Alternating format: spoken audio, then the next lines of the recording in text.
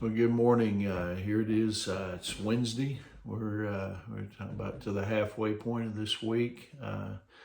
This is as a lot of people call it. We're at a hump day, and anyway, it's October the 12th, and we're nearing the midway point of October already. But anyway, hope that you're doing well. Hope that you had a good Tuesday, and now hope that you have a great day and doing whatever God has put on your schedule for today. But anyway, I want to share with you a devotional this morning entitled "Faith and Persistence Go Hand in Hand." There's a strong belief in our culture today that if it feels good, do it. That influences every one of us, whether we want it to or not. But when you allow yourself, to be manipulated by your moods, you're living your life according to your feelings. But you see, God wants you to live a different kind of life, a life of faith, this faith we've been talking about, not just a life of feeling. The truth is, I don't always feel like doing the right thing. I'm sure you don't either. But you see, God, He can give you the kind of faith that persists above those feelings. If you look around, you'll see that, successful people, they do things they don't necessarily feel like doing.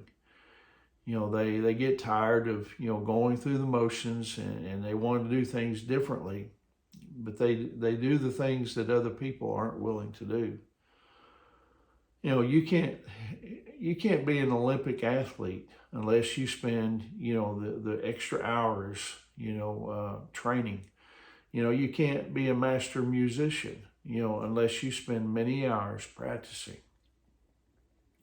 The same principle is true, for being a mature, godly Christian. If you want to deepen your relationship with God, you have to spend time with Him, even when you don't feel like it. Do you know people who really enjoy their time with God? I know several people. Listen, that's because they persisted in spending time with God, even when, they didn't, really feel like it. Faith and persistence, they go hand in hand. Faith, means that you don't give up, when you're tired. Faith means you just won't quit. When you're living in faith, you see you're persisting. Moses, he was a great example of a life in faithful persistence. In Hebrews chapter 11, verse 27, it says, "It was by faith that Moses left Egypt and was not afraid of the king's anger." Moses continued strong as if he could see the God that no one can see. Moses, you see, he realized this important truth. You can only accomplish the impossible when you see the invisible.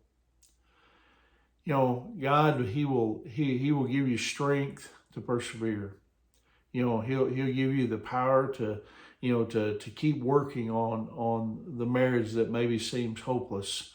He will give you the power to pick yourself up, when you've fallen, and we all fall. Listen, He can give you the power to keep going when you're on the edge of maybe bankruptcy. He'll give you the power to keep your convictions when all the pressure around you says to give in. The key to faith is to be persistent. To keep your eyes on God, not on your problems. Listen, God's power, to keep going is always there for you and I. It's right there for us. All we have to do is grasp hold of it and hang on to it. Listen, you just need to ask Him for it. God will give you that persistence. He'll help you to keep going, when maybe you're tired. He'll help you to keep going, when maybe this thing seemed hopeless, to keep going. We have to keep on keeping on, as the saying goes. And that's the life of a faithful Christian, a faithful believer in Jesus Christ, is one that just keeps going. And in these days, I know we live in some strange times now. You know, when things seem impossible, but you know what? Nothing's impossible for God. You know, the events of this world have not caught God, by surprise. He knows what's going on. He's there for us. And so, anyway, I hope that encourages you today. To keep going for Jesus today. And remember, Angie and I, we love you guys, and we're praying for you. And Lord willing, I'll see you tomorrow morning. God bless you.